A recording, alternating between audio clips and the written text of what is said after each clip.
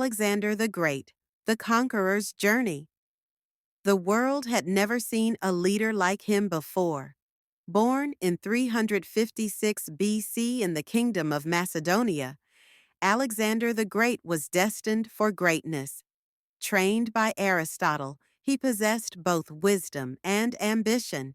At just 20 years old, he ascended the throne after his father's assassination, ready to change history forever.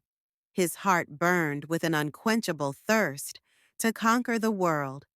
He believed it was his destiny to rule over all lands, spreading Greek culture and civilization. With every victory, his ambitions grew, and soon his eyes turned toward the fabled land of India, a place of riches, warriors, and powerful kings. Determined to march forward, Alexander planned his journey meticulously. His army, composed of fearless Macedonians, skilled Persians, and battle-hardened soldiers from various lands, prepared for yet another conquest.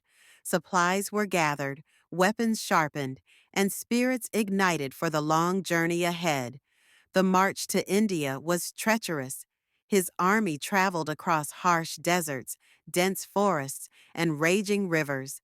The men endured extreme heat, hunger, and exhaustion, yet they followed their king with unwavering loyalty. The sound of hooves and marching feet echoed through unknown lands as they pushed forward. Finally, the great conqueror set foot on Indian soil.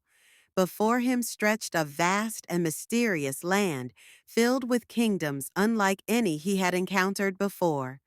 The people and culture fascinated him, but he knew one thing: he would take this land, no matter the cost. Alexander's army crushed every kingdom that stood in their way. Cities fell one after another, and his reputation as an unstoppable force spread across India. But his greatest challenge was yet to come.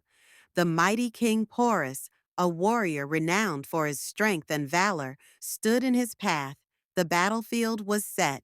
On one side, Alexander's disciplined and strategic forces.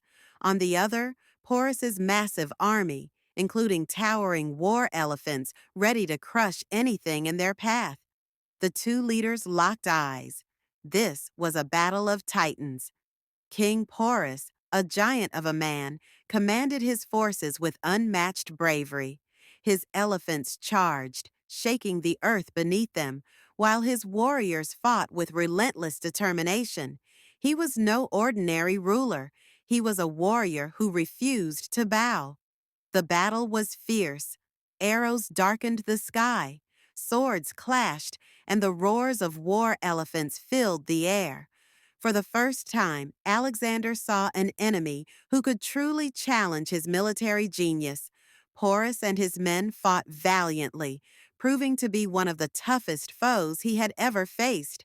But even the mightiest warriors could not resist Alexander's tactical brilliance.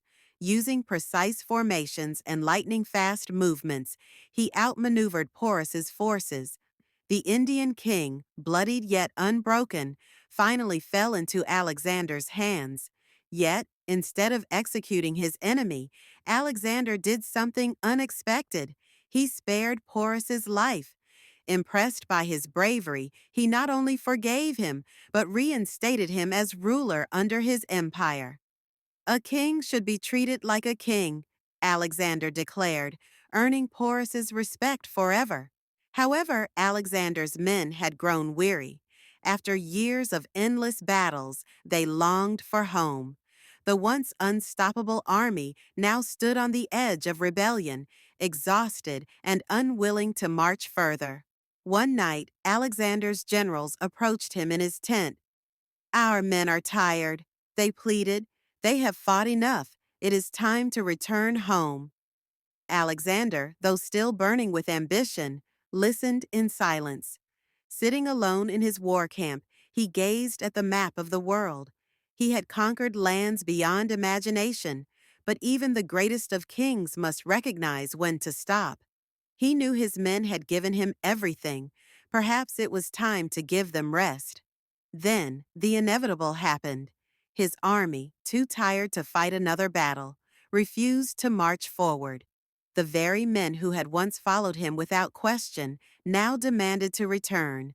The greatest conqueror in history had finally met an opponent he could not defeat, the exhaustion of his own men. With a heavy heart, Alexander made his decision. He would not march further. Instead, he would lead his army back home. And so the long journey began, not toward new conquests, but toward the lands they had left behind. As Alexander's empire stretched across vast lands, the world map changed forever. Borders shifted, cultures mixed, and history was rewritten by his sword. But though his empire was vast, his time was running out. Little did he know, his greatest battle was yet to come, the battle against fate itself.